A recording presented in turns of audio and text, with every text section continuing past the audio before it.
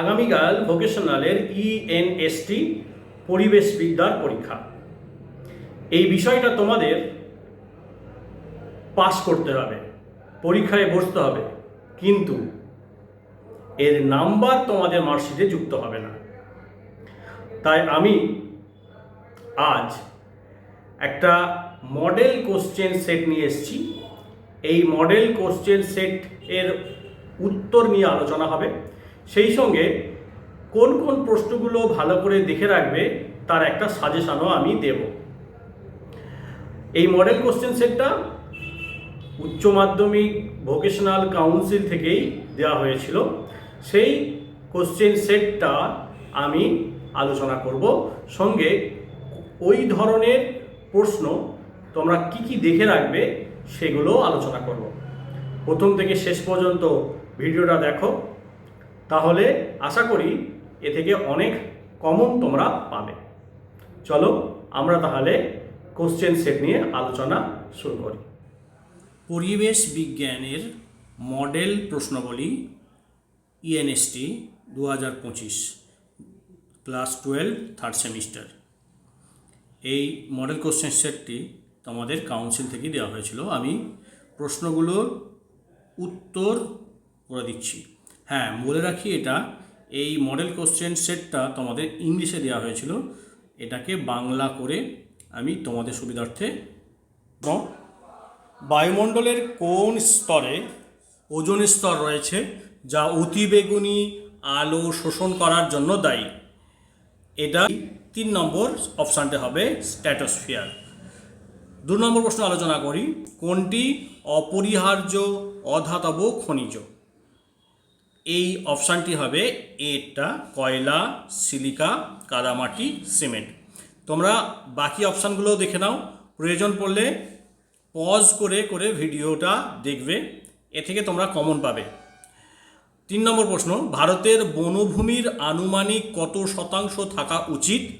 উত্তর হবে ডি এরটা 33%। নিচের কোনটি বনজ দ্রব্যের প্রত্যক্ষ ব্যবহার বোঝায় না? এটার উত্তর হবে এটা চারণের জন্য ঘাস।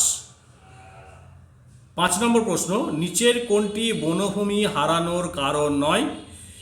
এর অপশানটি হবে প্রজাপতির বিলুপ্তি।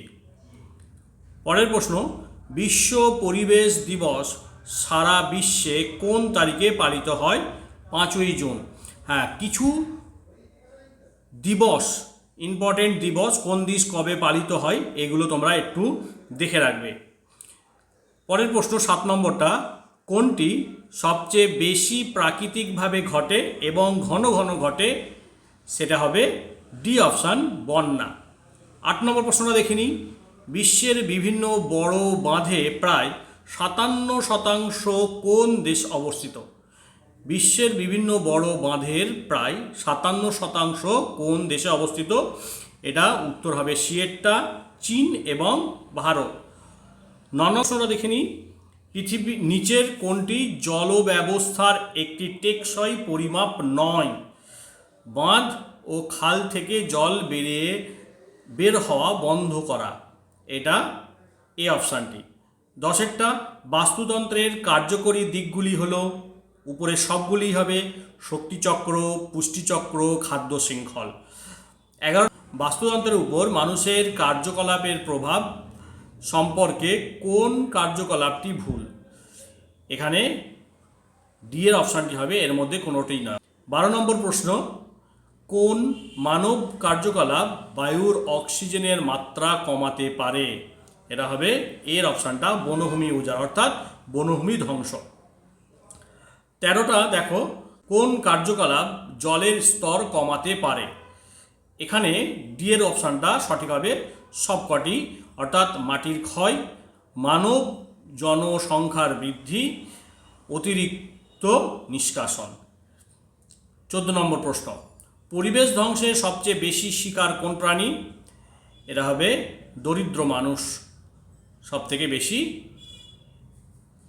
শিকার হয়ে থাকে পরিবেশ ধ্বংসের। 15 নম্বর প্রশ্ন, ইকোসিস্টেম শব্দটি কে আবিষ্কার করেন? আর্থার জি ট্যান্সলে। 16টা পৃথিবীতে পিঁপড়ে না থাকলে কি হতো? জীবনের বিনাশ, সামান্য প্রভাব ঘটতো, উইপোকার সংখ্যা হ্রাস পেত, কোনো প্রভাব নেই, একটা সামান্য প্রভাব পড়তো। এই বিয়ের অপশানটি হবে। পৃথিবীতে সমস্ত প্রজাতি তাদের পরিবেশ সহ সম্মিলিতভাবে গঠন করে জীবমণ্ডল, উত্তর হবে এরটা।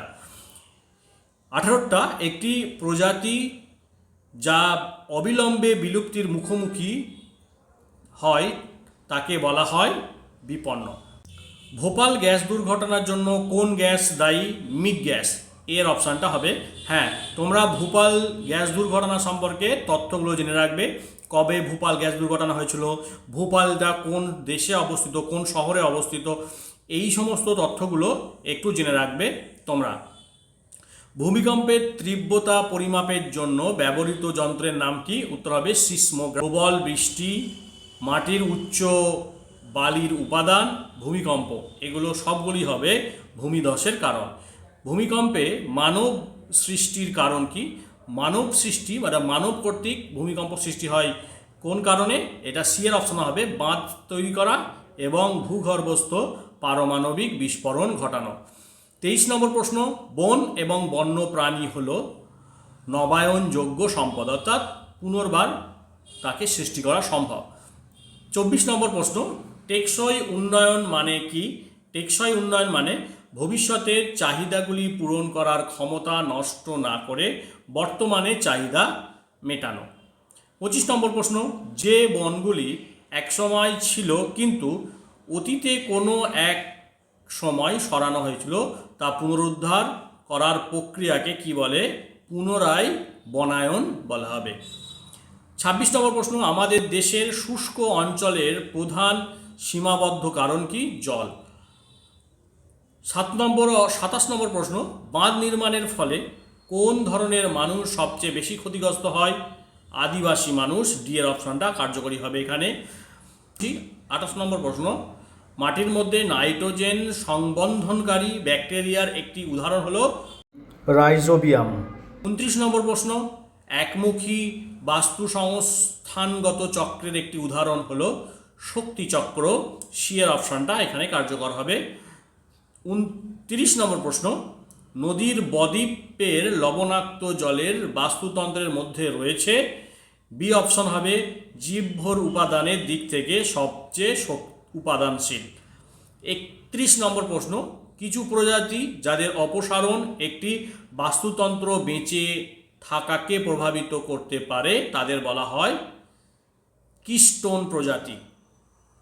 সুন্দরবন হল অস্থায়ী জলজ ব্যবস্থা।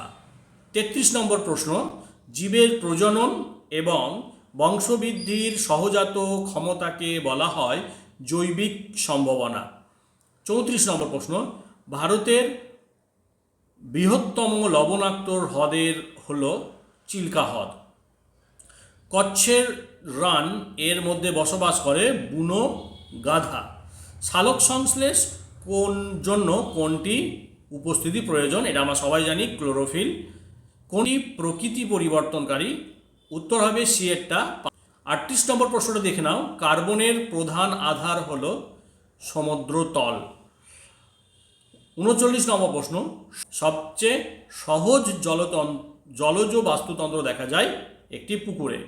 40 নম্বর প্রশ্নটাই হলো গভীর সমুদ্রে সবুজ গাছপালার অনুপস্থিতি কারণ হলো আলোর অনুপস্থিতি, এরটা। 40 নম্বর প্রশ্ন, নিউক্লিয়ার উইন্টার শব্দটি কিসের সঙ্গে যুক্ত? পারমাণবিক যুদ্ধ। 42 নম্বর প্রশ্ন, জীব বৈচিত্র্য হ্রাসের সবচেয়ে গুরুত্বপূর্ণ কারণ হলো আবাসস্থল ধ্বংস। আর 43 নম্বর প্রশ্ন, ভারতে নাতিশীতোষ্ণ বন দেখা যায় হিমালয়ে। তোমরা এর সঙ্গে যেগুলো দেখবে কোথায় কোন বনভূমি দেখা যায়, জীব বৈচিত্র্যের অংশটা একটু দেখে রাখবে। মিনামাটা, ভোপাল গ্যাস দুর্ঘটনা, এটা দেখে রাখবে। প্রকৃতি বিষয়ক দুটো যে আন্দোলন হয়েছিল, নর্মদা বাঁচাও আন্দোলন, চিপকো আন্দোলন, এগুলো কবে হয়েছিল, কোথায় হয়েছিল, এবং এদের নেতাদের নাম তুমি দেখে রাখবে। কিছু দিন দেখে রাখবে, যেমন পরিবেশ দিবস, এরকম কিছু দিন তোমরা দেখে রাখবে।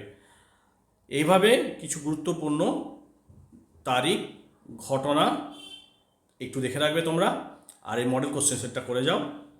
কোশ্চেন খুবই সহজ হবে, চিন্তার কারণ নেই। তাছাড়া এই পরীক্ষায় বসতে হয় আর পাস করতে হয়, তাহলেই হবে, নাম্বার তোমাদের যোগ হবে না।